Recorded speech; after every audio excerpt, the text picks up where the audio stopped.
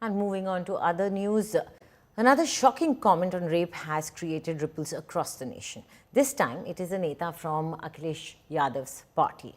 Former Samajwadi Party MP S.T. Hassan has blamed internet and alcohol for rapes. Hassan said that young men watch vulgar content on the internet and their testosterone level rises.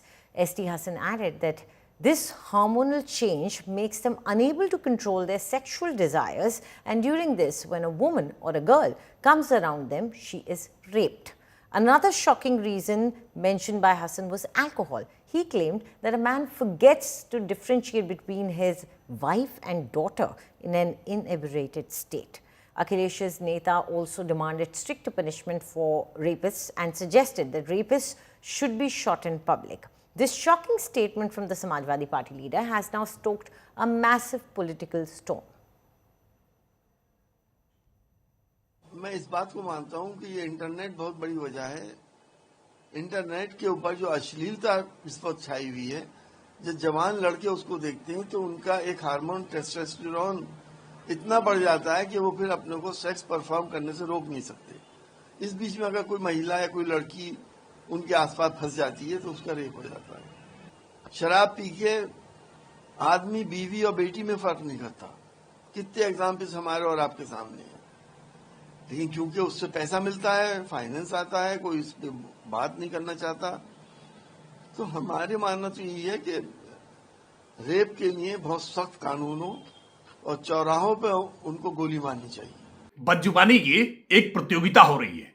एक से एक घिनौने और घटिया बयान दिए जा रहे हैं।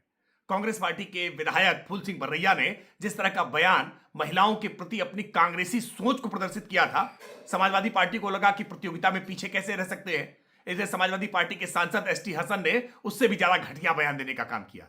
ये महिलाओं को लेकर के इतनी संकुचित, इस तरह की संकीर्ण सोच, इतनी घटिया सोच आखिरकार इनकी पार्टी के भीतर कैसे पनपती है और पार्टी का नेतृत्व इन पर कार्रवाई क्यों नहीं करता। उन्होंने जिन किताबों को कहा है, किताबों को उदाहरण देते हुए तो बोला है, उन्होंने अपना आप कुछ थोड़ी ना बोला है। ये तो देखिए बेकार की बातें हैं, लेकिन जो उन्होंने कहा है, उन्होंने किताबों का बाकायदा अंश बताते हुए कहा है। तो उन किताबों का तो आप जिक्र कर नहीं रहे, आपने बैरवा का नाम डाल दिया। वो किताबें पढ़ता कौन है और पढ़ाता कौन है, ये बता दीजिए ना। Madhya Pradesh Congress MLA also made pathetic comments on women. MLA Phul Singh Baraya claimed that pretty women can distract men, which can lead to their rape.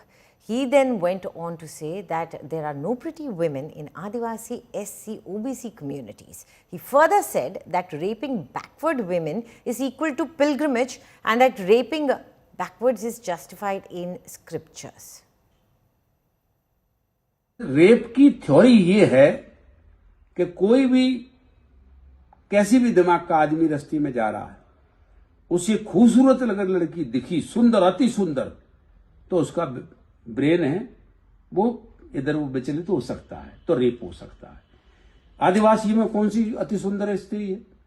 SC की कौन सी अति सुंदर स्त्री है? मोस्ट ओबीसी में ऐसी स्त्रियां सुंदरियां हैं।